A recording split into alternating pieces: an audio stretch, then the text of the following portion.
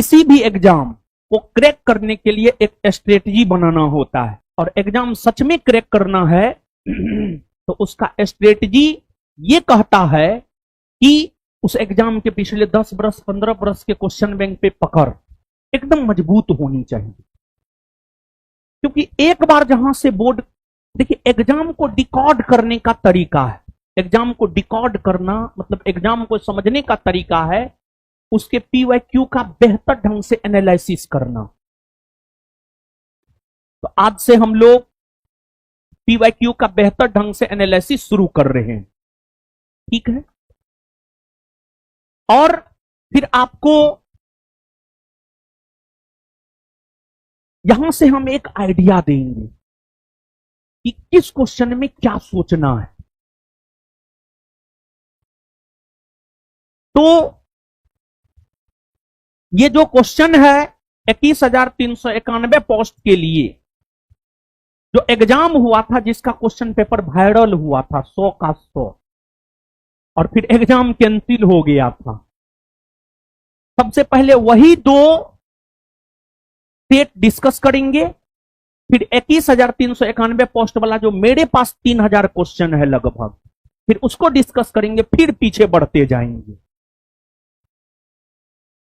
तो सेशन की शुरुआत कर देते हैं। गौतम बुद्ध के समय का प्रसिद्ध वेद जीवक किसके दरबार से संबंधित? पढ़े हैं ना? बौद्ध धर्म जैन धर्म आपको बताया गया है, पढ़ाया गया, हमको पता है, उसमें आपको बताया गया होगा, बताया गया है ना। देखिए राजवेद मतलब आज के समय में डॉक्टर डॉक्टर डॉक्टर। तो आपको 6ठी सदी ईस्वी पूर्व में एक राजवेद यानी एक डॉक्टर, एक चिकित्सक हुआ करते थे जीवक, एक चिकित्सक हुआ करते थे जीवक, एक चिकित्सक हुआ करते थे जीवक। जीवक जीवक हर्यक वंश के शासक, हर्यक वंश के शासक बिंबिसार के दरबार में रहते थे, और बिंबिसार के मित्र हुआ करते थे महात्मा बुद्ध।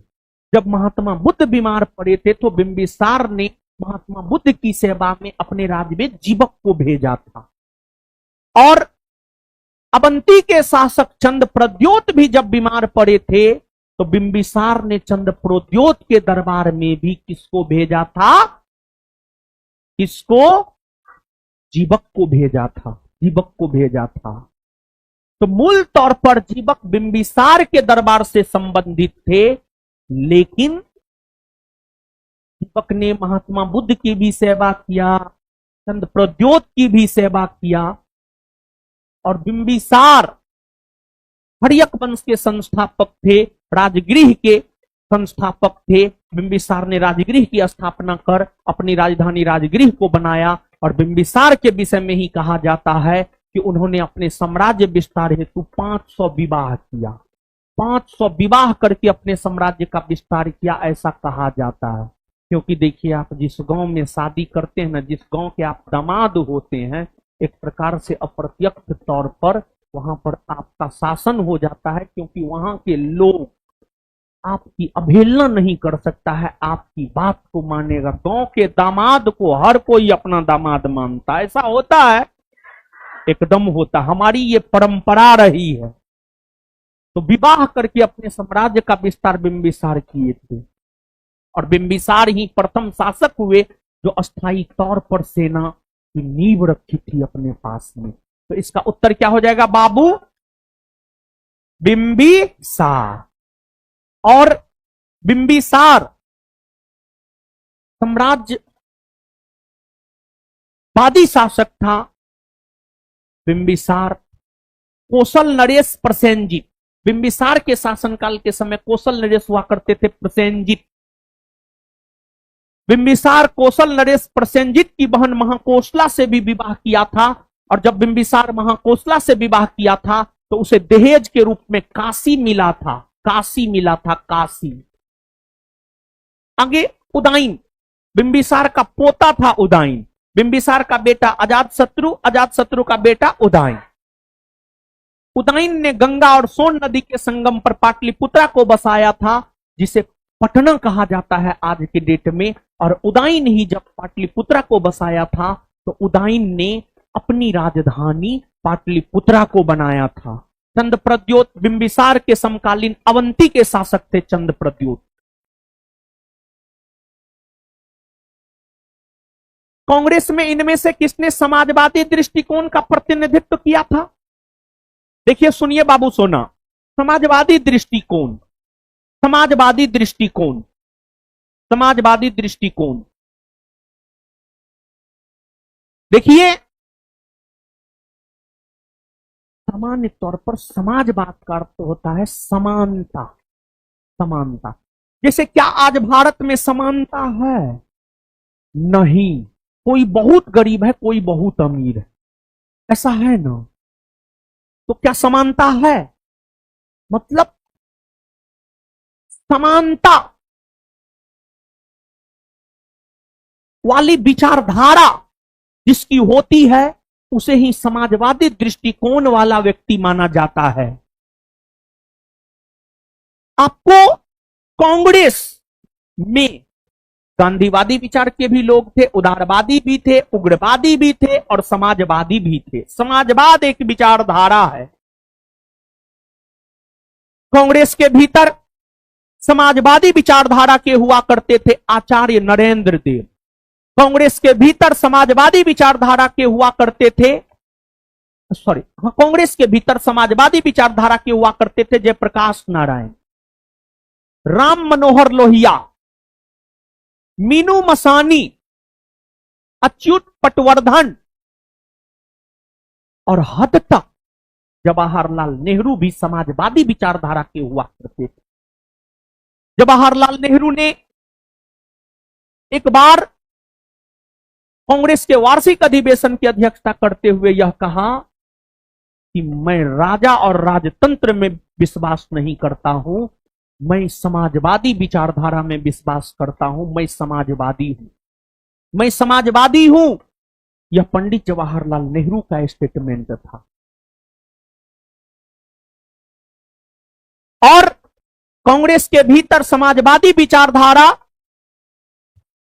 का नेतृत्व करते हुए ही आचार्य नरेंद्र देव ने मीनू मसानी, जयप्रकाश नारायण के साथ मिलकर 1934 ईस्वी में 1934 ईस्वी में Congress socialist party, Congress Samajwadi party की स्थापना किया। Congress socialist party, Congress Samajwadi party की स्थापना किया।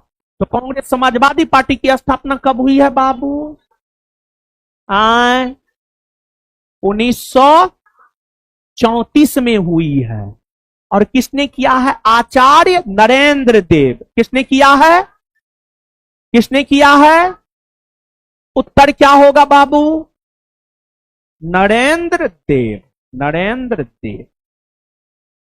राजेंद्र प्रसाद कांग्रेसी थे, गांधीवादी थे। ये राजेंद्र प्रसाद गांधीवादी थे, मौलाना आजाद गांधीवादी थे, सरदार पटेल गांधीवादी थे, क्योंकि ये सभी गांधी जी के विचारों से प्रेरित थे और गांधी जी के विचारों पर चलते थे।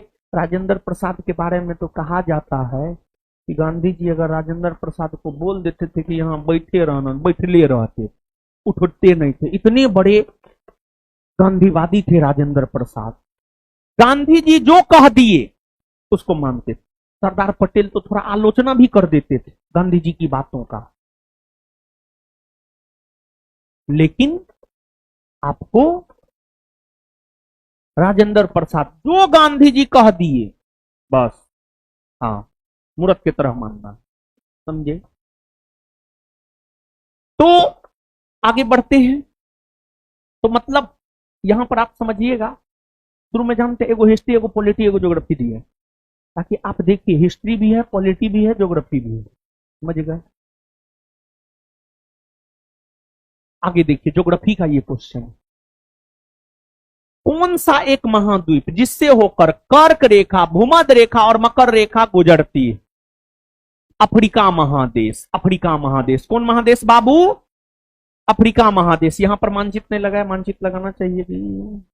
हाँ लगाया है। देखिए बाबू, पृथ्वी है। संपूर्ण पृथ्वी की अगर बात की जाए तो संपूर्ण पृथ्वी को 179 अक्षांश रेखा में बांटा गया। संपूर्ण पृथ्वी को 179 अक्षांश रेखा में बांटा गया है। उन अक्षांश रेखाओं में कुछ महत्वपूर्ण अक्षांश रेखा है। 0 डिग्री अक्षांश रेखा, 23.5 डिग्री उत्तरी अक्षांश रेखा, 23.5 डिग्री दक्षिणी अक्षांश रेखा। ये जो लाइन हम आपको बाबू खींच रहे हैं, ये 0 डिग्री अक्षांश रेखा है। इस 0 डिग्री अक्षांश रेखा को हम लोग क्या कहते हैं? तो इस 0 डिग्री अक्षांश रेखा को हम लोग विषुवत रेखा कहते हैं। विषुवत रेखा कहते हैं। फिर एक 23.5 डिग्री उत्तरी अक्षांश रेखा है। इससे ऊपर जाइएगा उत्तरी गोलार्ध, नीचे आइएगा दक्षिणी गोलार्ध। उत्तरी गोलार्ध में ये जो बाबू रेड कलर से हम आपको खींच रहे हैं, ये 23.5 डिग्री उत्तरी अक्षांश रेखा है। और इस 23.5 डिग्री उत्तरी अक्षांश रेखा को बाबू हम लोग कहते हैं कर्क रेखा। क्या कहते हैं बाबू? कर्क रेखा। कर्क रेखा कहते हैं। और फिर उसी प्रकार से विषुवत रेखा से जब हम लोग नीचे आएंगे दक्षिणी गोलार्ध, और दक्षिणी गोलार्ध की अगर हम बात करें बाबू, तो दक्षिणी गोलार्ध में जो पिंक कलर से हम आपको रेखा खींच रहे हैं, ये आपको 23.5 डिग्री दक्षिणी अक्षांश रेखा है, यानी मकर रेखा है। 23.5 डिग्री दक्षिणी अक्षांश रेखा को ही हम लोग मकर रेखा कहते हैं। मकर रेखा कहते हैं। अब यहां पर बाबू आप देखिए, रेड कलर कर्क रेखा, ब्लैक विषुवत रेखा या भूमध्य रेखा। विषुवत रेखा को ही भूमध्य रेखा या इक्वेटर भी कहते हैं। और 23.5 डिग्री दक्षिणी अक्षांश रेखा को हम लोग मकर रेखा कहते हैं। अब आप बाबू देखिए, विषुवत रेखा, कर्क रेखा और मकर रेखा। सबसे पहले बाबू आप देखिए कर्क रेखा। कर्क रेखा उत्तरी अमेरिका महादेश से होकर गुजरती है। कर्क रेखा अफ्रीका महादेश से होकर गुजरती है। और कर्क रेखा एशिया महादेश से होकर गुजरती है।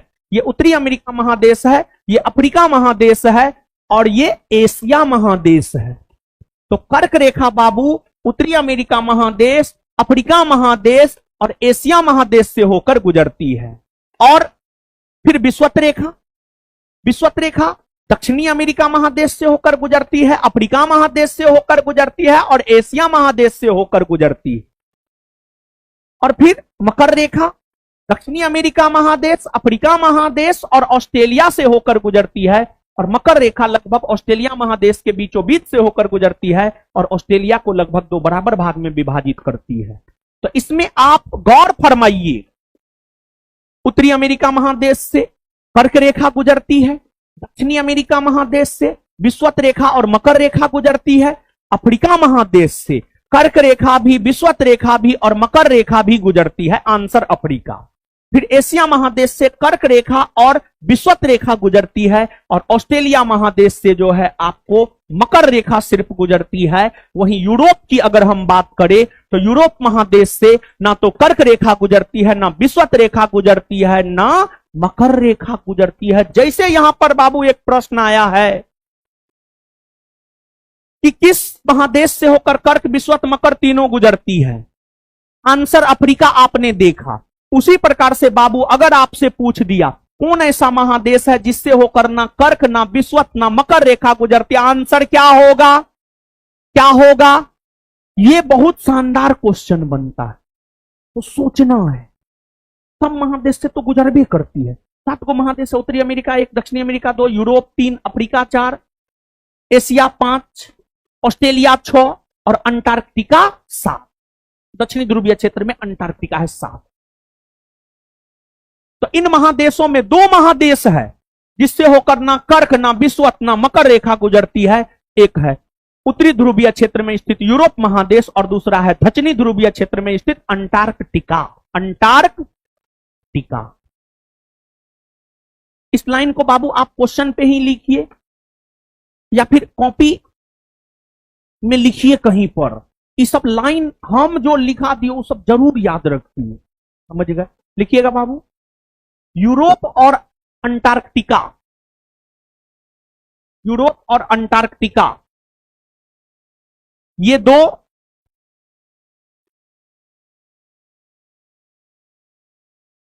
यूरोप और अंटार्कटिका ये 2 ऐसे महादेश है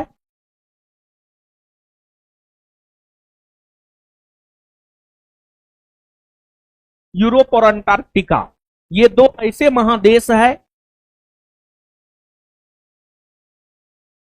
जिससे जिससे जिससे ना तो जिससे ना तो कर्क रेखा जिससे ना तो कर्क रेखा, ना ही विषुवत रेखा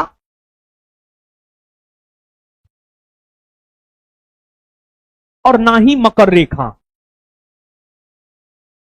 और ना ही मकर रेखा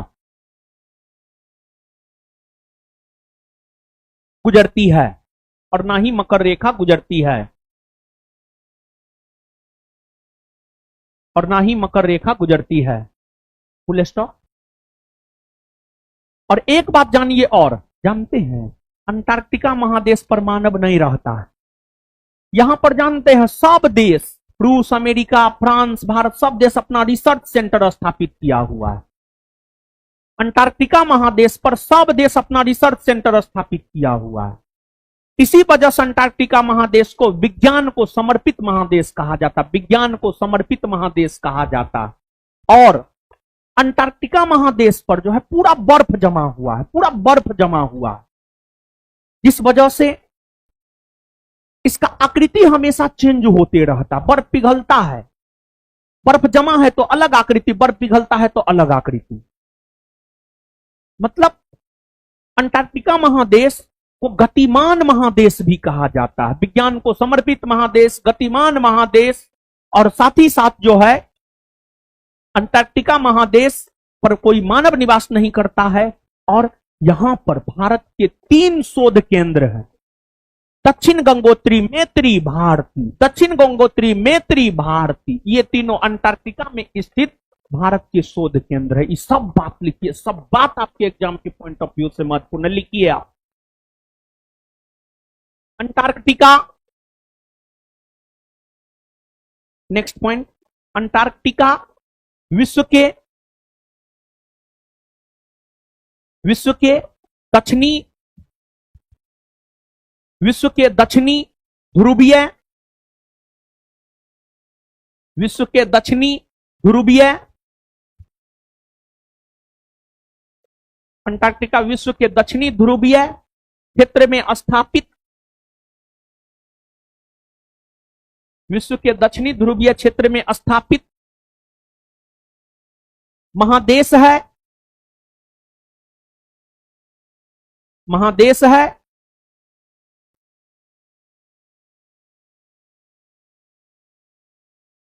जहां मानव निवास नहीं करता है,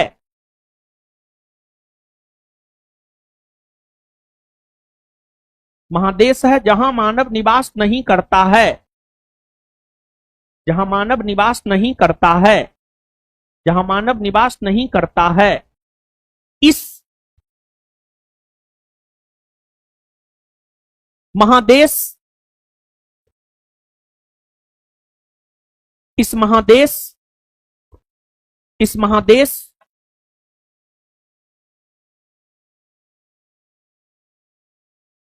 को विज्ञान के लिए समर्पित महादेश कहा जाता है।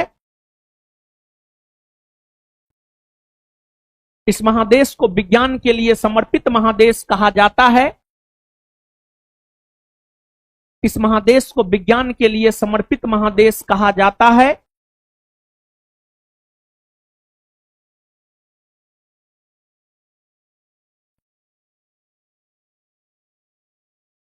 क्योंकि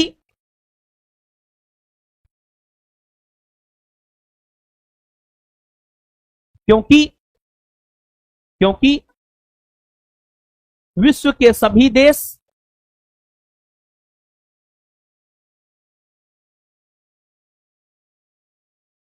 क्योंकि विश्व के सभी देश यहां अपना अनुसंधान केंद्र क्योंकि विश्व के सभी देश यहां अपना अनुसंधान केंद्र स्थापित किया है।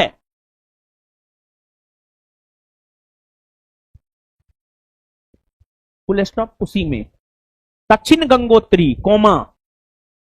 उसी में दक्षिण दक्षिण गंगोत्री कोमा मैत्री, दक्षिण गंगोत्री कोमा मैत्री और भारती, दक्षिण गंगोत्री कोमा मैत्री और भारती,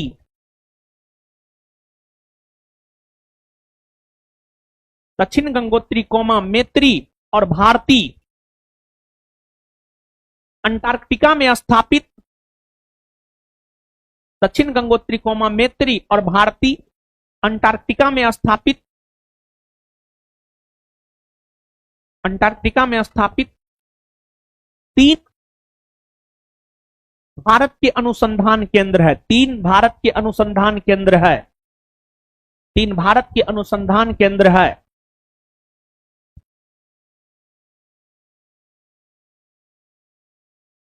इस महाद्वीप को गतिशील महाद्वीप भी कहा जाता है, उसी में इस महाद्वीप को गतिशील महाद्वीप भी कहा जाता है, इस महाद्वीप को गतिशील महाद्वीप भी कहा जाता है, इस महाद्वीप को गतिशील महाद्वीप भी कहा जाता है।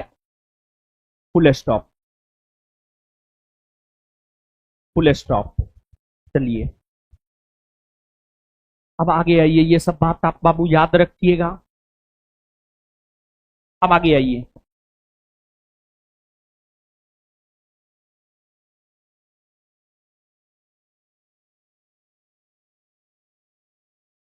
भारत का संविधान, भारत का संविधान भारत को कैसे वर्णित करता है? आप भारत के संविधान को जब आप पढ़ेंगे तो भारत के संविधान में मूल तौर पर 395 गो अनुच्छेद है। भारत के संविधान में मूल तौर पर जो 395 गो अनुच्छेद है, उन अनुच्छेदों में पहला अनुच्छेद है अनुच्छेद 1। जब आप अनुच्छेद 1 को पढ़िएगा ना, तो अनुच्छेद 1 ही हमें यह जानकारी देता है कि भारत को संविधान में किस रूप में वर्णित किया गया है। अनुच्छेद 1 क्या कहता है जानते हैं? अनुच्छेद 1 यह कहता है कि इंडिया अर्थात भारत राज्यों का संघ होगा। इंडिया अर्थात भारत राज्यों का संघ होगा। तो अनुच्छेद 1 हमें 2 बात की जानकारी देता है। पहला, अनुच्छेद 1 हमें भारत के संवैधानिक नाम के बारे में जानकारी देता है। मतलब अनुच्छेद 1 हमें यह बतलाता है कि संविधान में भारत के लिए कौन से नाम का प्रयोग हुआ है। तो संविधान में भारत के लिए, संविधान में भारत के लिए भारत और इंडिया नाम का प्रयोग हुआ है। भारत और इंडिया नाम का प्रयोग हुआ है। इसके अलावे संविधान में कहीं पर आर्यावर्त नहीं मिलेगा, जम्बू द्वीप नहीं मिलेगा, हिंदुस्तान नहीं मिलेगा। ये सब भारत का नाम जो है नहीं मिलेगा, नहीं मिलेगा। संविधान में या तो भारत के लिए इंडिया शब्द है या भारत के लिए भारत शब्द, भारत के लिए भारत शब्द। समझ गए? तो एक ये जानकारी अनुच्छेद 1 देता है। दूसरा, अनुच्छेद 1 हमें यह जानकारी देता है भारत राज्यों का संघ है, भारत राज्यों का संघ है। तो आंसर हो जाएगा इसका क्या? बी।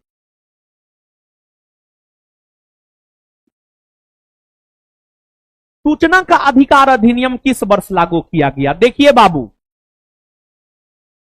सूचना का अधिकार, सूचना का अधिकार आज के डेट में हम लोगों का अधिकार है। मतलब आज के डेट में हम सूचना प्राप्त कर सकते हैं। जैसे मान लिया जाए कि महात्मा गांधी सेतु पुल बन रहा है। अब आपकी इच्छा है कि इसमें भ्रष्टाचार हुआ है या नहीं हुआ, इसकी जानकारी हमको लेना है। आप सूचना के अधिकार के तहत इसकी जानकारी ले सकते हैं। बहुत बड़ा अधिकार है ये।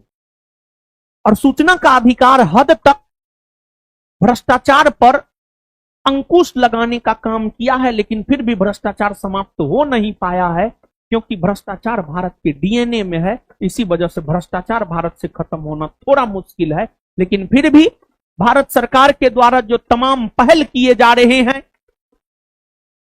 उन पहल के जरिए भ्रष्टाचार पर अंकुश लगा है, भ्रष्टाचार पर रोक लगा है। सूचना का अधिकार अधिनियम वर्ष 2005 में कांग्रेस की सरकार के द्वारा पारित किया गया था और इस पर राष्ट्रपति ने अपना मंजूरी 15 जून 2005 को दिया। 15 जून 2005 को दिया और यह लागू हुआ है 12 अक्टूबर 2005 से। 12 अक्टूबर 2005 से सूचना का अधिकार अधिनियम लागू हुआ है, लेकिन ऑप्शन में 12 अक्टूबर 2005 है ये नहीं। 15 जून 2005 को राष्ट्रपति, देखिए जब कोई अधिनियम कोई बिल आता है तो उसको लोकसभा राज्यसभा पारित करता है, फिर राष्ट्रपति के पास जाता है, राष्ट्रपति अपना मंजूरी देता है, तब वह कानून बन जाता है। तो सूचना के अधिकार अधिनियम को राष्ट्रपति ने अपना मंजूरी 15 जून 2005 को दिया है और यह लागू 12 अक्टूबर 2005 से हुआ है। लेकिन इसमें 12 अक्टूबर 2005 है नहीं। तो इसी सब क्वेश्चन में कॉमन सेंस यूज करते हुए ऑप्शन के अकॉर्डिंग आंसर टिक करना है। मतलब यहां पर उस डेट को टिक करना है जिस डेट में राष्ट्रपति ने इस पर अपनी मंजूरी दिया है। तो इस प्रश्न का उत्तर हो जाएगा सूचना का अधिकार अधिनियम 15 जून 2005। और एक बात जान लो बाबू, हम कितनों तुमको पढ़ा दे, अगर तुम में कॉमन सेंस नहीं है तो जनरल कंपटीशन में बाबू तुम्हारा रिजल्ट नहीं हो सकता है। तो कॉमन सेंस डेवलप करना होगा। अगर नहीं है कहां पे क्या सोचना है, कहां पर ऑप्शन के अकॉर्डिंग आंसर करना है। अब सवाल उठता है कि कॉमन सेंस डेवलप कैसे होगा। तो कॉमन सेंस डेवलप होगा जब तुम दिमाग के लिए कुछ करोगे, और दिमाग के लिए भी एक्सरसाइज करना होता है, दिमाग के लिए अच्छा भोजन खाना होता है, दिमाग को अच्छा बनाने के लिए जो है अच्छी पुस्तकें पढ़नी होती है, अच्छे लोगों के संसर्ग में रहना होता है, पॉजिटिव रहना होता है, तब कॉमन सेंस का विकास होगा। किताब पढ़ना होता है, समझ गए। तो आंसर होगा ए। आम चुनाव के बाद प्रोटेम स्पीकर, आम चुनाव के बाद प्रोटेम स्पीकर। देखिए आम चुनाव का मतलब क्या होता है जानते हैं बाबू? आम चुनाव का मतलब होता है लोकसभा का चुनाव। सामान्य तौर पर जब आप आम चुनाव देखिए ना तो आप समझ लीजिए बाबू इसका मतलब लोकसभा के चुनाव की बात कर रहा है। सामान्य तौर पर अगर आप आम चुनाव देखिए तो आम चुनाव का मतलब बाबू आप क्या समझ लीजिए? तो आम चुनाव का मतलब आप बाबू समझ लीजिए लोकसभा का चुनाव, लोकसभा का चुनाव, लोकसभा का चुनाव, लोकसभा का चुनाव। देखिए पूरे देश को वर्तमान में 543 लोकसभा क्षेत्र में बांटा गया है। 543 लोकसभा क्षेत्र में बांटा गया है। लोकसभा का चुनाव प्रत्यक्ष तौर पर होता है जिसमें आम जनता भाग लेता है, और वैसी आम जनता जिसका उम्र 18 वर्ष या उससे अधिक हो गया है और भारत की मतदाता सूची में उसका नाम है, वही आम जनता लोकसभा के चुनाव में भाग लेता है और अपने अपने संसदीय क्षेत्र से अपने अपने मेंबर ऑफ पार्लियामेंट को आम जनता चुन करके लोकसभा भेजता है और लोकसभा के लिए चुनाव करवाता है भारत का निर्वाचन आयोग, भारत का निर्वाचन आयोग। लोकसभा चुनाव 543 लोकसभा सीट के लिए होता है। 543 के 543 सदस्य चुने जाते हैं। अब हाय क्या जानते हैं, लोकसभा का सदस्य चुन लिया गया। अगर कोई व्यक्ति लोकसभा का सदस्य चुन लिया गया और वह बिना शपथ ग्रहण के लोकसभा की कार्यवाही में भाग लेने लगा तो उस कंडीशन में उस पर जुर्माना लगाया जाता है 500 रुपया प्रतिदिन के हिसाब से। कोई लोकसभा का सदस्य चुनाव जीता, शपथ नहीं ग्रहण किया, लोकसभा की कार्यवाही में भाग ले लिया, जितना दिन भाग लेगा उतना दिन 500 के हिसाब से जो है जुर्माना उसको लगाया जाता है। नेता पॉकेट से पैसा निकालने वाला। तो लोकसभा के नवनिर्वाचित सदस्य, लोकसभा के नवनिर्वाचित, उधर पुरिये ने क्या हो रहा है, अरे पुरिये उधर, इधर पढ़िए, इधर ऐसे होते रहता है, इधर उधर सब चीज होते रहता है, उतना परेशान नहीं होना। लोकसभा के है क्या जानते हैं, खाना आया खाना खा नहीं पाए, हुआ क्या, फाउंडेशन बैच लिए 12:30 पौने 1 से 2 बजे तक, फिर 2:15 बजे यहाँ आए, फिर आपकी क्लास में आ गए। अब आपकी क्लास से निकलेंगे तब खाना खा पाएंगे। क्या है समझो।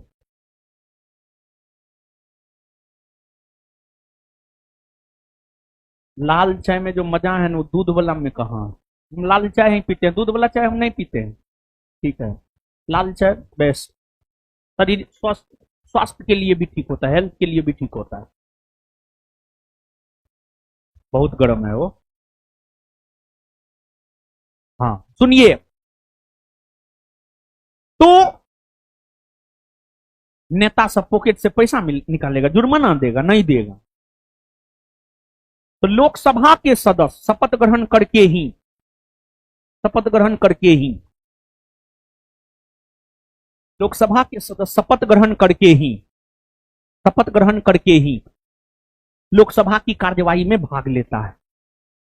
अब लोकसभा के सदस्यों को शपथ दिलाने हेतु,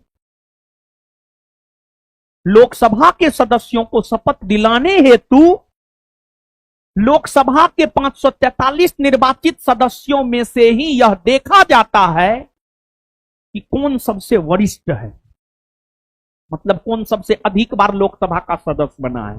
कोई लोकसभा का सदस्य 5 बार बना है, कोई 6 बार, कोई 7 बार, कोई 8 बार। जो सबसे अधिक बार बना है, जो 8 बार बना, वरिष्ठ सदस्य माना जाएगा। वरिष्ठ सदस्य को लोकसभा के 543 सीट के लिए चुना हुआ, उसमें जो वरिष्ठ सदस्य है, उस वरिष्ठ सदस्य को भारत के राष्ट्रपति प्रोटेम स्पीकर के तौर पर नियुक्त करते हैं। 18वीं लोकसभा चुनाव में भारत के राष्ट्रपति भर्तृहरि महताब को लोकसभा के प्रोटेम स्पीकर के तौर पर नियुक्त किए थे। और प्रोटेम स्पीकर का काम होता है लोकसभा के नवनिर्वाचित सदस्यों को शपथ दिलाना।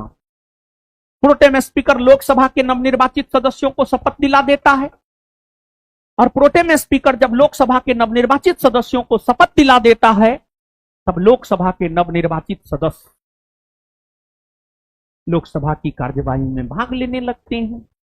और फिर लोकसभा के नवनिर्वाचित सदस्य जब भाग लेने लगते हैं लोकसभा की कार्यवाही में, तो वे अपने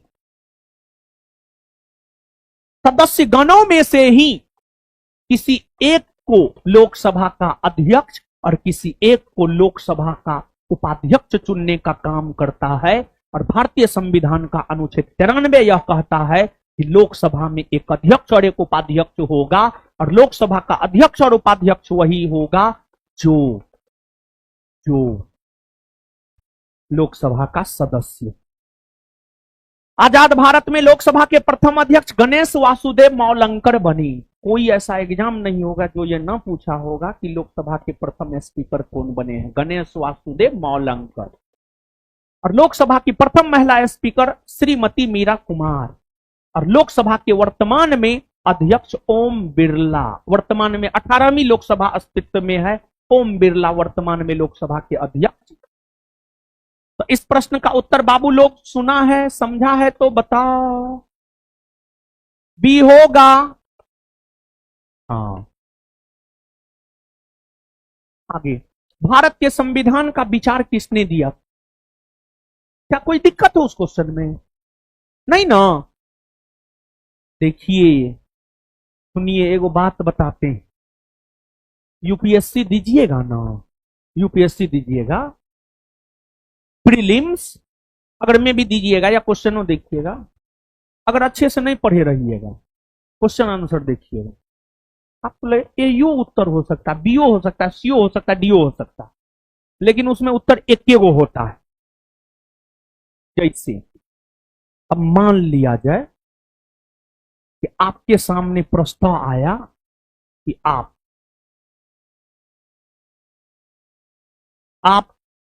आलिया भट्ट से विवाह कीजिएगा कि कैटरीना कैफ से। आप तो कहिएगा एकरो से हो जाए तो ओकरो से कर लेंगे, ओकरो से हो जाए तो ओकरो से कर लेंगे, लेकिन होगा तो किसी एक से ही। फिर दोनों अब शादीशुदा हो गई, दोनों शादीशुदा हो गई। एगो विक्की कौशल ले गया और एगो रणबीर सिंह या रणबीर कपूर, रणबीर कपूर। ये दोनों में हम थोड़ा कंफ्यूज हो जाते हैं, रणबीर कपूर रणबीर सिंह, समझे? रणबीर सिंह कि कपूर? हाँ ठीक है, जो भी ले गया ना अपना, छोड़िए। अब हमको उससे क्या मतलब। वैसे ही सुनिए, कभी कभी बिहार पुलिस जैसे वनडे एग्जाम में भी एक क्वेश्चन अगर आप देखिएगा तो आपको लगेगा बीओ होगा सीओ होगा, बीओ हो सकता है सीओ हो सकता है, लेकिन क्वेश्चन के डिमांड को समझिए और एप्रोप्रिएट तो आंसर एक गो हो सकता है, देना तो आपको एक गो है। विवाह तो आपका या तो आलिया से होगा या कैटरीना से होगा, दोनों से तो हो नहीं सकता है, तो आंसर तो कोई एक हो सकता है।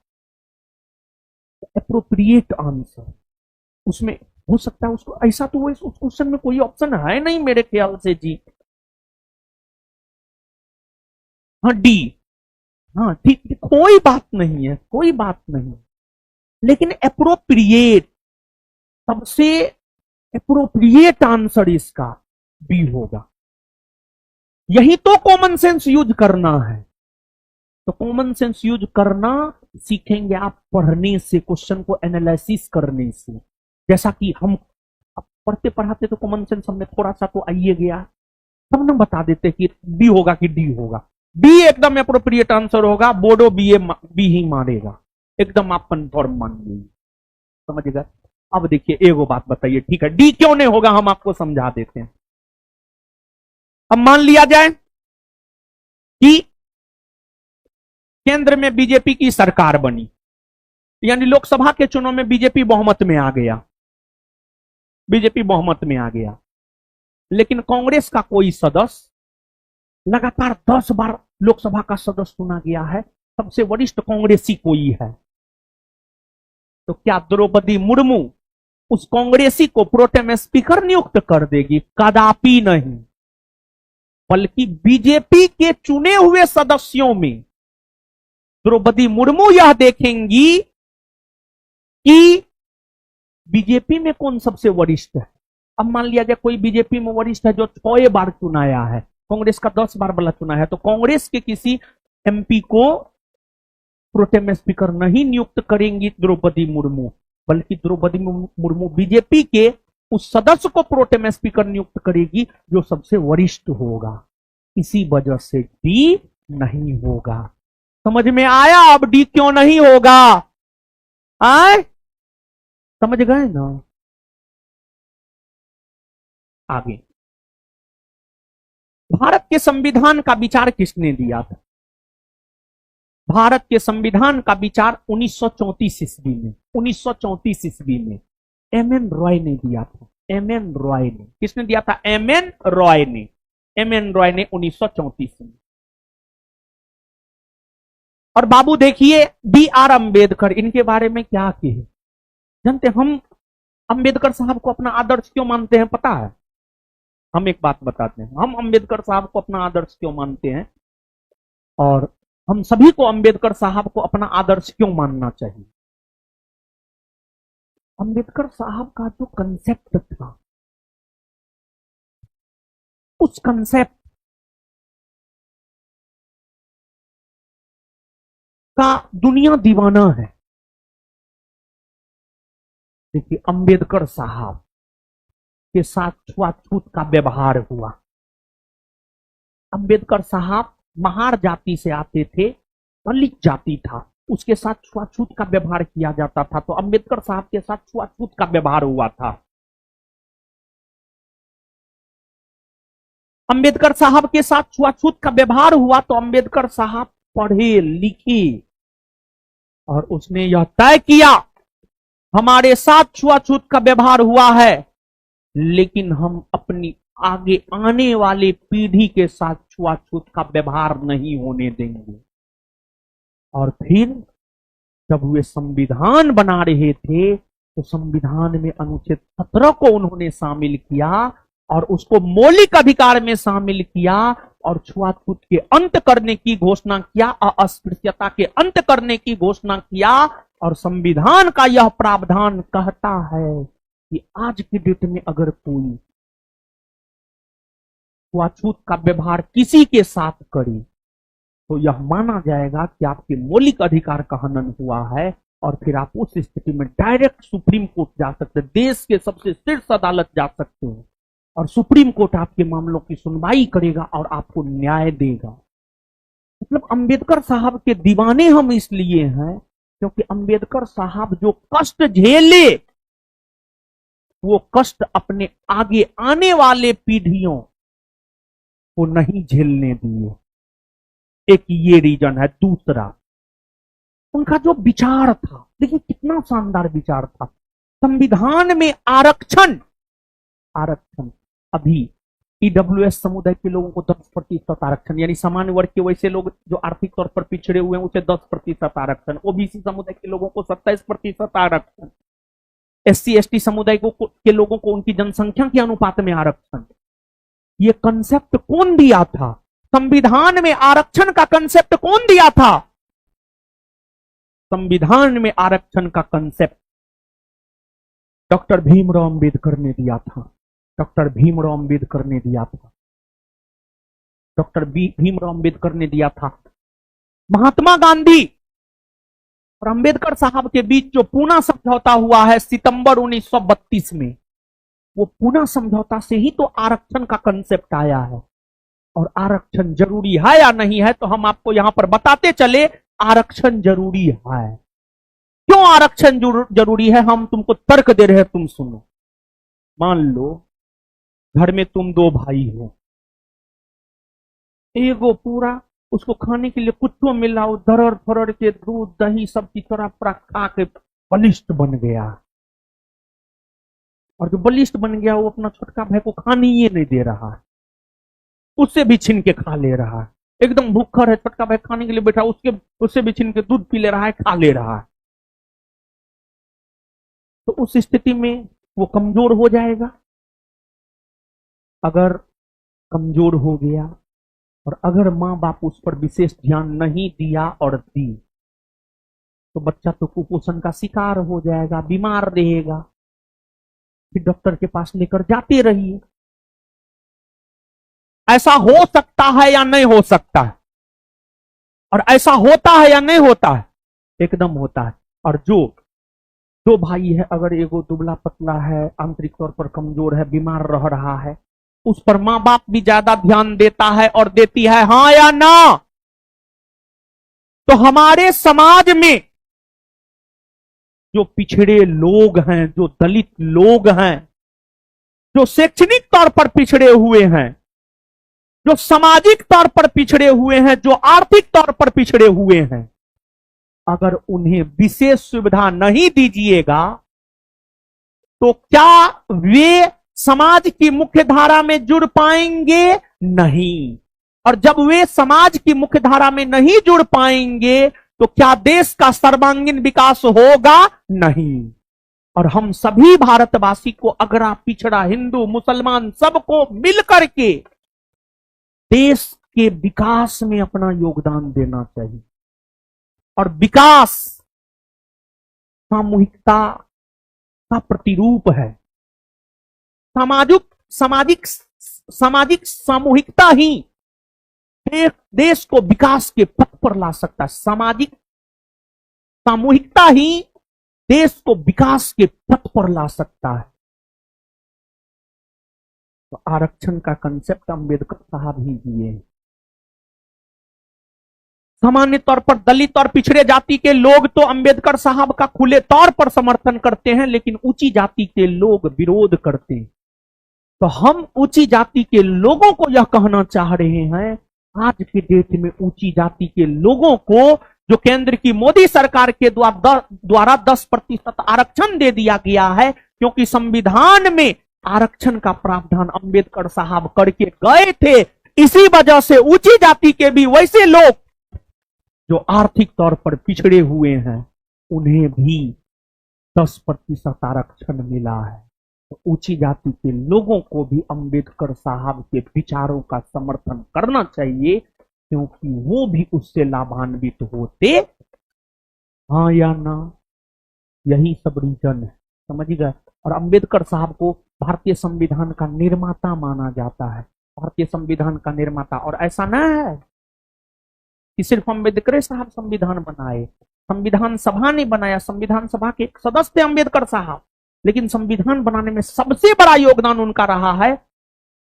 इसी वजह से अंबेडकर साहब को संविधान निर्माता माना जाता है। अंबेडकर साहब के बारे में और क्या बोले, कम से कम एक लेक्चर पूरा, एक सप्ताह, कम से कम एक सप्ताह अम्बेडकर साहब के साथ बारे में हम बोल सकते हैं। बहुत ज्यादा नॉलेज ना है, लेकिन एक सप्ताह 2 घंटा के हिसाब से मतलब 14-15 घंटा हम अम्बेडकर साहब के बारे में बोल सकते हैं। ठीक है, और पढ़ेंगे तो और बोल सकते हैं, जितना पढ़े उसमें 14-15 घंटा बोल सकते हैं। ठीक है, उनकी 2 बीबी थी, पता है आपको? वो हिंदू जन्म लिए थे लेकिन मरे नहीं थे हिंदू, वो बौद्ध होकर के मरे थे, समझो, हिंदू धर्म को छोड़ दिए थे। चलिए पढ़िए, अब कितना अम्बेडकर साहब को जानिएगा, बहुत जान लिए। और इसमें से भी बहुत सारा चीज एग्जाम के पॉइंट ऑफ व्यू से महत्वपूर्ण है, समझे, जितना अभी हम भाषण दिए हैं, कुछ भी भाषण देंगे तो एग्जाम के पॉइंट ऑफ व्यू से महत्वपूर्ण होगा। और इसी सब चीज से, ये सब चीज से तुम लोगों के अगर गौर से सुनेगा, कॉमन सेंस का विकास होगा।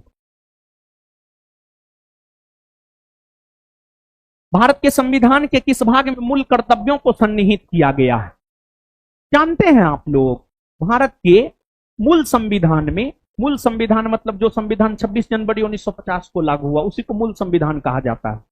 भारत के मूल संविधान में जानते हैं मूल कर्तव्य नहीं था।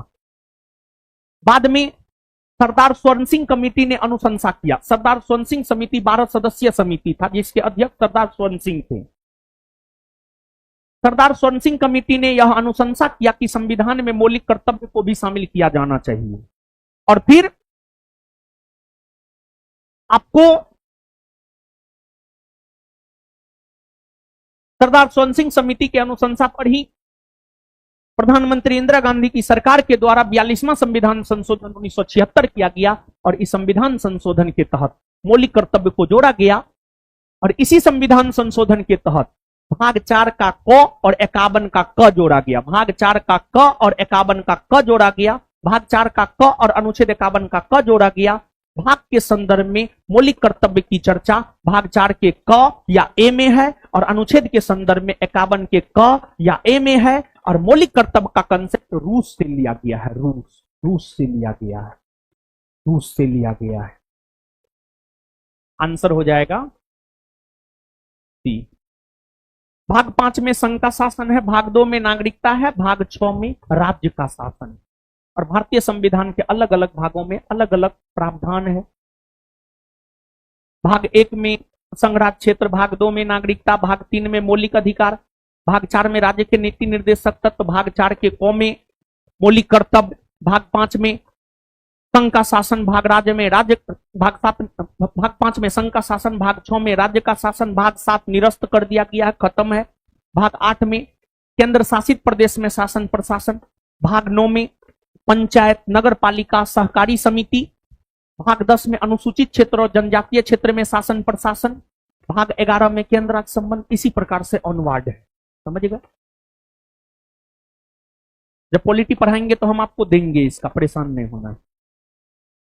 संविधान किस अनुच्छेद के तहत उच्च न्यायालय को सभी अधीनस्थ न्यायालयों पर अधीक्षण की शक्ति देता है? देखिए, जानते हैं बाबू लोग, सुनिए सुनिए, आपको भारत में न्याय प्रणाली की अगर हम बात करें तो भारतीय न्याय प्रणाली के अंतर्गत सर्वोच्च स्थान पर, भारत में न्याय प्रणाली की बाबू लोग अगर हम बात करें तो भारत में न्याय प्रणाली के अंतर्गत सर्वोच्च स्थान पर सुप्रीम कोर्ट है। सर्वोच्च स्थान पर सुप्रीम कोर्ट है, सुप्रीम कोर्ट है। सुप्रीम कोर्ट के नीचे हाई कोर्ट है, हाई कोर्ट है। और हाई कोर्ट के नीचे सबऑर्डिनेट कोर्ट है, सबऑर्डिनेट कोर्ट है, सबऑर्डिनेट कोर्ट है। सबऑर्डिनेट कोर्ट को ही अधीनस्थ न्यायालय कहते हैं, अधीनस्थ न्यायालय कहते हैं। जिला में आप जिस भी जिला के हैं, जहानाबाद, भोजपुर, बक्सर, नवादा, कैमूर, औरंगाबाद, या जहां के भी आप हैं, उस जिला में आप देखेंगे एगो न्यायालय होता है, न्यायालय होता है। और जिला में एगो व्यवहार न्यायालय होता है, एगो सत्र न्यायालय होता है। ये जो जिला में व्यवहार न्यायालय, सत्र न्यायालय होता है, वही सब अधीनस्थ न्यायालय के अंतर्गत आता है। जैसे पटना में देखिए ना, पटना में एगो हाई कोर्ट है, उधर चिड़ियाघर तरफ जाइएगा तो पटना हाई कोर्ट मिलेगा। लेकिन यहाँ गांधी मैदान में एगो न्यायालय है, गायघाट में एगो न्यायालय है, गांधी मैदान और गायघाट में जो न्यायालय है वो अधीनस्थ न्यायालय है, वो सबऑर्डिनेट कोर्ट के अंतर्गत आएगा, सबऑर्डिनेट कोर्ट के अंतर्गत आएगा। दिल्ली में सुप्रीम कोर्ट है, पटना हाई कोर्ट पटना में है, और पटना में गायघाट और यहां गांधी मैदान के पास जो है अधीनस्थ न्यायालय है। तो सुप्रीम कोर्ट के अधीन हाई कोर्ट, हाई कोर्ट के अधीन सबऑर्डिनेट कोर्ट आता है। हाई कोर्ट, हाई कोर्ट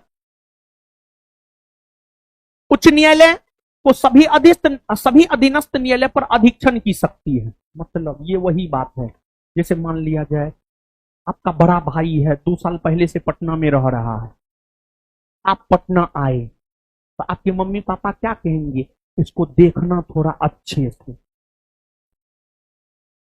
अधीक्षण मतलब देख रेख करना।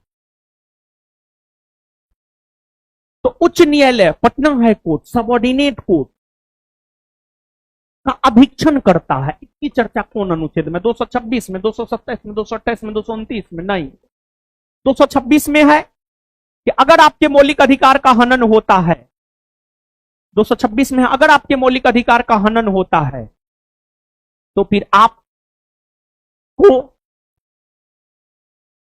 अनुच्छेद 226 हाईकोर्ट जाने का अधिकार देता है। और अनुच्छेद 226 के तहत जब आप हाईकोर्ट जाते हैं तो हाईकोर्ट आपको लेकर के 5 प्रकार का रीट जारी कर सकता है। हाईकोर्ट 5 प्रकार का रीट जारी कर सकता है: बंदी प्रत्यक्षीकरण, परमादेश, अधिकार परीक्षा लेख, उत्प्रेषण और प्रतिषेध लेख। समझ गए? अनुच्छेद 227, इस प्रश्न का उत्तर हो जाएगा अनुच्छेद 227। अनुच्छेद 227 के तहत ही उच्च न्यायालय को यह शक्ति है कि वह सभी अधीनस्थ न्यायालयों का अधीक्षण कर सकता है, अधीक्षण, परीक्षण, निरीक्षण कर सकता है। राज्यसभा के सदस्यों का चुनाव किसके द्वारा किया जाता है? देखिए भारत में संसदीय लोकतांत्रिक प्रणाली को अपनाया गया है। जिस संसदीय लोकतांत्रिक प्रणाली के अंतर्गत संसद का 2 सदन होता है, संसद का 2 सदन होता है। एक होता है लोकसभा और एक होता है राज्य, एक होता है लोकसभा और एक होता है राज्यसभा होता है। तो संसद के 2 सदन होते हैं, संसद का 2 हाउस होता है, संसद के 2 घर होते हैं। एक होता है लोकसभा और एक होता है राज्यसभा, एक होता है लोकसभा और एक होता है राज्यसभा। यहां पर समझिएगा, यहां पर जो बता रहे हैं बाबू, यहां से एक क्वेश्चन आएगा, तुम जान लो, और इसको कॉपी में तुमको लिख लेना है। हम लिखेंगे कुछ नहीं, पहले समझ लो फिर हम तुमको लिखा देंगे, परेशान नहीं होना है। लोकसभा का चुनाव का जहां तक सवाल है, लोकसभा के चुनाव में आम जनता भाग लेता है। लोकसभा के चुनाव में आम जनता भाग लेता है, आम जनता, वैसी आम जनता जिसका उम्र 18 वर्ष या उससे अधिक है और उसका नाम मतदाता सूची में है, वही लोकसभा के चुनाव में भाग लेता है, वही लोकसभा के चुनाव में भाग लेता है। तो लोकसभा के चुनाव में आम जनता पार्टिसिपेट करता है, 18 वर्ष या उससे अधिक उम्र की आम जनता जो वयस्क है, जिसका नाम मतदाता सूची में है वह। अब राज्यसभा के चुनाव में कौन भाग लेता है? तो राज्यसभा के चुनाव की अगर हम बात करें तो राज्यसभा के चुनाव में आम जनता भाग नहीं लेता है, बल्कि राज्यसभा के चुनाव में आम जनता भाग नहीं लेता है, बल्कि राज्यसभा के चुनाव में अगर देखा जाए तो राज्यसभा के चुनाव में अगर देखा जाए तो राज्यसभा के चुनाव में राज्य के विधानसभा के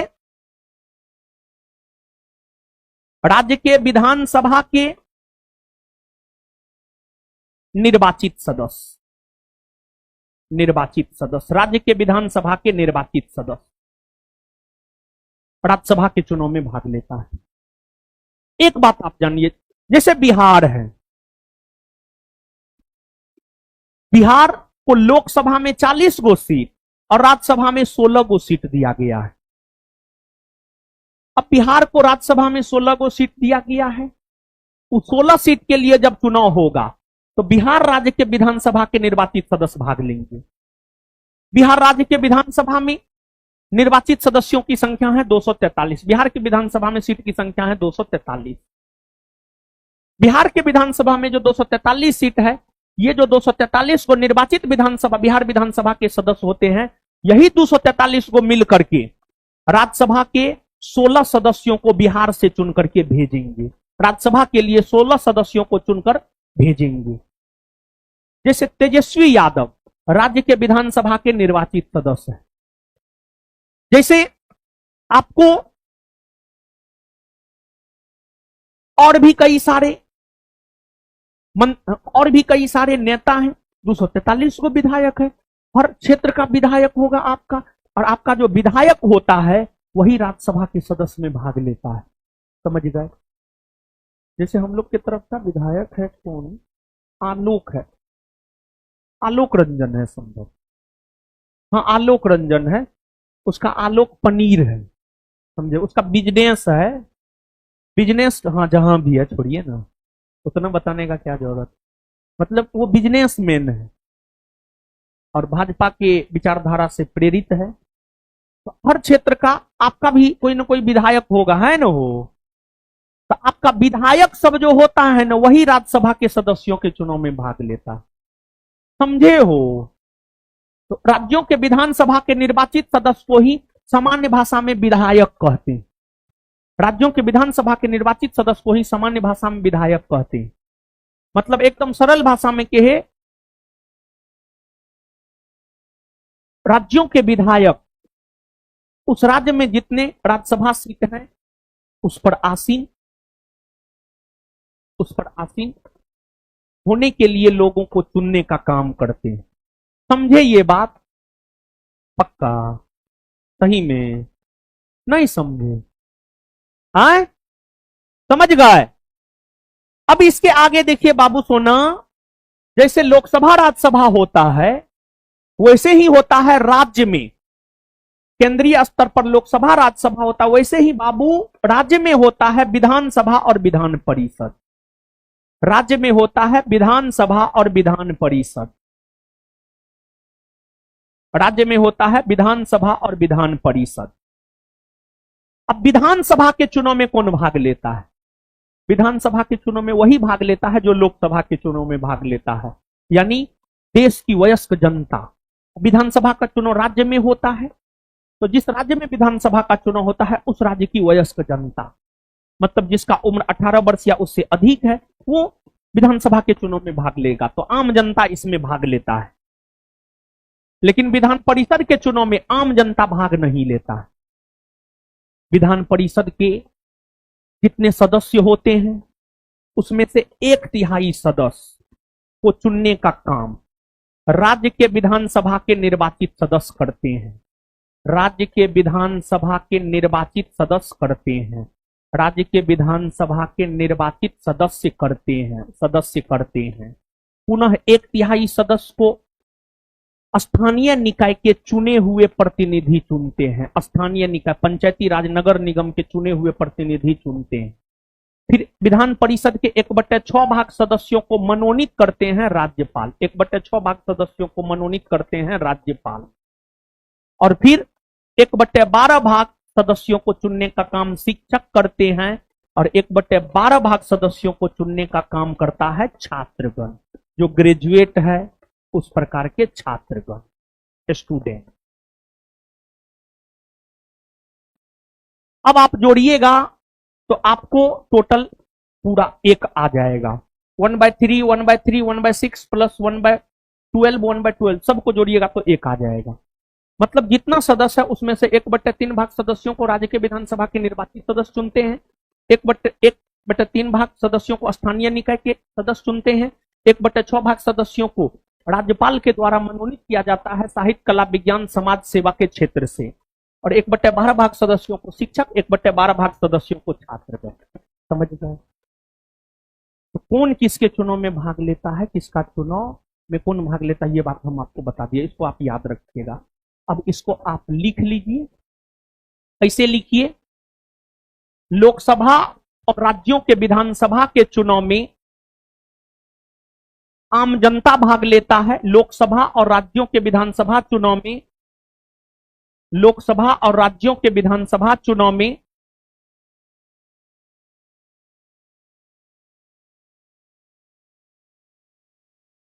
लोकसभा और राज्यों के विधानसभा चुनाव में लोकसभा और राज्यों के विधानसभा चुनाव में वैसी आम जनता भाग लेता है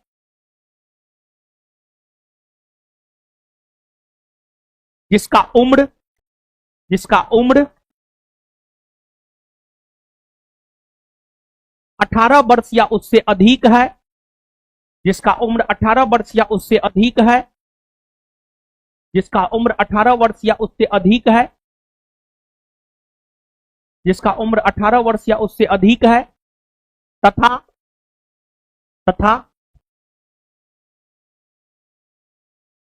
उसका नाम भारत के मतदाता सूची में शामिल है, तथा उसका नाम भारत के मतदाता सूची में शामिल है, तथा उसका नाम भारत के मतदाता सूची में शामिल है, तथा उसका नाम भारत के मतदाता सूची में शामिल है।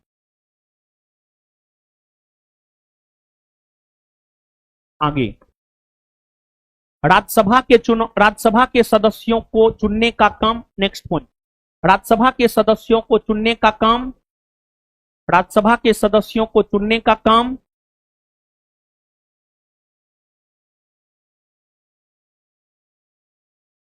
राज्यसभा के सदस्यों को चुनने का काम राज्यसभा के सदस्यों को चुनने का काम राज्यसभा के सदस्यों को चुनने का काम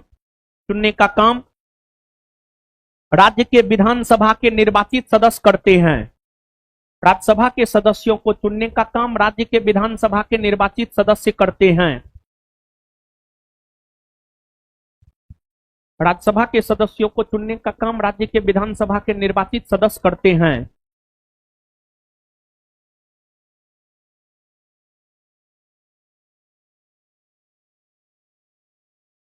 आगे, नेक्स्ट पॉइंट, विधान परिषद के सदस्य,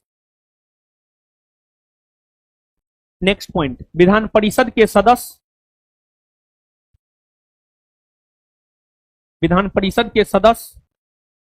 निम्न तरीका से चुने जाते हैं। विधान परिषद के सदस्य निम्न तरीका से चुने जाते हैं। विधान परिषद के सदस्य निम्न तरीका से चुने जाते हैं। विधान परिषद के सदस्य निम्न तरीका से चुने जाते हैं। अब ऐसे करके 1/3 ऐसे करके लिखिए, 1/3 भाग सदस्य राज्य के विधानसभा के निर्वाचित सदस्य द्वारा, 1/3 भाग सदस्य राज्य के विधानसभा के निर्वाचित सदस्य द्वारा, एक नंबर में 1/3 भाग सदस्य राज्य के विधानसभा के निर्वाचित सदस्य द्वारा, 1/3 भाग सदस्य राज्य के विधानसभा के निर्वाचित सदस्य द्वारा, 1/3 भाग सदस्य राज्य के विधानसभा के निर्वाचित सदस्य द्वारा, 1/3 भाग सदस्य राज्य के विधानसभा के निर्वाचित सदस्य द्वारा, पुनः 2 नंबर में 1/3 भाग सदस्य स्थानीय निकाय के प्रतिनिधियों द्वारा, 1/3 भाग सदस्य स्थानीय निकाय के प्रतिनिधियों द्वारा, 1/3 भाग सदस्य स्थानीय निकाय के प्रतिनिधियों द्वारा, स्थानीय निकाय के प्रतिनिधियों द्वारा। फिर 1/6 भाग सदस्य राज्यपाल द्वारा साहित्य, कला, विज्ञान, समाज सेवा के क्षेत्र से मनोनीत किए जाते हैं। 1/6 भाग सदस्य, 1/6 भाग सदस्य राज्यपाल द्वारा, 1/6 भाग सदस्य राज्यपाल द्वारा, 1/6 भाग सदस्य राज्यपाल द्वारा साहित्य, कला, विज्ञान, समाज सेवा के क्षेत्र से मनोनीत किए जाते हैं। 1/6 भाग सदस्य साहित्य, कला, विज्ञान, समाज सेवा के क्षेत्र से मनोनीत किए जाते हैं।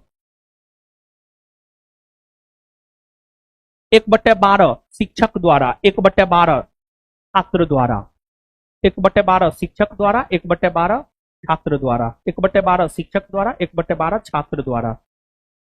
लिख लिए हैं? लिख लिए?